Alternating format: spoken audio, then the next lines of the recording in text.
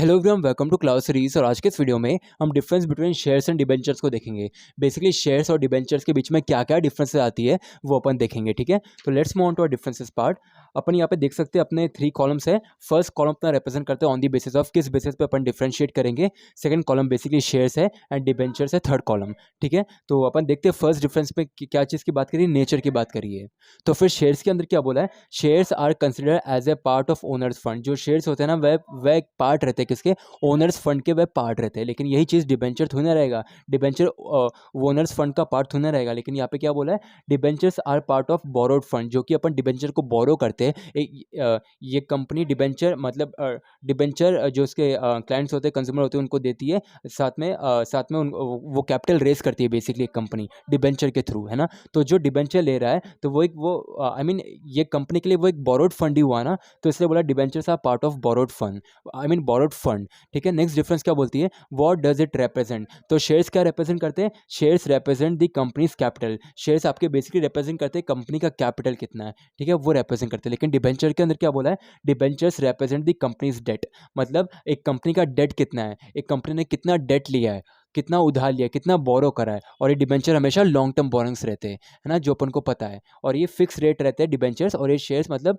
Shares का अगर अपन को ज़्यादा प्रॉफिट होता है या अगर कंपनी डिविडेंड देना चाहती है तो ही कंपनी देती है। लेकिन डिबेंचर्स ये respective of the whether company earns profit और not, they are liable to pay the interest amount to the debenture holders. ठीक है, कंपनी को अगर कंपनी प्रॉफिट में हो या ना हो, लेकिन उनको डिबेंचर का जो फिक्स इंटरेस्ट आई मीन जो फिक्स रेट ऑफ इंटरेस्ट होता है वो तो देना ही पड़ता है। ठीक है, वो एक कंपलसरी रहता है।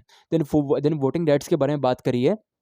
तो शेयर्स के अंदर क्या बोला है, shareholders get voting rights. जो शेयर होल्डर्स होते हैं ना वे पार्ट ऑफ ओनर्स फंड्स रहते हैं ना। तो बेसिकली यहाँ पे जो आई मीन जो शेयर्स होते हैं वह पार्ट ऑफ ओनर्स फंड रहते हैं, ओनर्स फंड्स रहते हैं। लेकिन यहाँ पे जो उनको शेयर्स को ओन करता है उसको अपन कहते हैं share holder.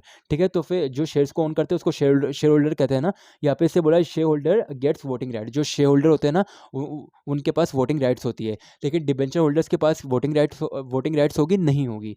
Debenture holders I mean यहाँ पे डिबेंचर लिखा है तो आप इसको ऐसे समझ सकते हैं, debenture holders do not gate voting rights. ठीक है, द नेक्स्ट डिफरेंस के अंदर क्या बोला है, कंट्रोल के बारे में बात करें। तो शेयर्स के अंदर क्या बोला है, the control of the company lies in the hands of equity share holders. अगर आप मोर देन लाइक 50% ओनर हो उस कंपनी के, या फिर आपके पास ज़्यादा स्टेक है उस कंपनी के, तो आप बेसिकली ओनर कहलाओगे उस कंपनी के, बेसिकली मालिक कहलाओगे उस कंपनी के। तो यहाँ पे आपका पूरा कंट्रोल रहेगा कंपनी पे, इसलिए लिखा है the control of the company lies in the hands of equity share holders. ठीक है, जितने भी सारे इक्विटी शेयर होल्डर्स है वे सारे ओनर्स है कंपनी के। ठीक है, तो वो कंपनी को कंट्रोल कर सकते हैं। लेकिन यही चीज़ डिबेंचर्स के अंदर क्या बोली है, debentures have no control over the affairs of the company. वो एक बस डेट इंस्ट्रूमेंट है जो कि जो कि अपन ने एक लॉन्ग टर्म लोन बोरो किया है, अपन को वापस रीपेमेंट करना है बस। ठीक है, वो ओनर नहीं रहते बेसिकली, तो यहाँ पे कोई भी उनके पास कंट्रोल नहीं रहता। नेक्स्ट डिफरेंस बात करती है आपके राइट टू रिटर्न के बारे में। तो शेयर्स के अंदर क्या बोला है, equity shareholders have no right to get regular return in the case of loss. अगर एक कंपनी को ये क्वार्टर या फिर एक ईयर के अंदर लॉस भी होता है ना, तो ज़रूरी नहीं है कि कंपनी डिविडेंड देगी। अगर लॉस हो रहा है तो या अगर एक कंपनी को लॉस हो रहा है तो सोचे कि जब मैं प्रॉफिट में आऊँगी 1-2 साल बाद, तब मैं डिविडेंड डिक्लेयर करूँगी। ठीक है, लेकिन यही चीज़ डिबेंचर होल्डर में अपन नहीं कह सकते।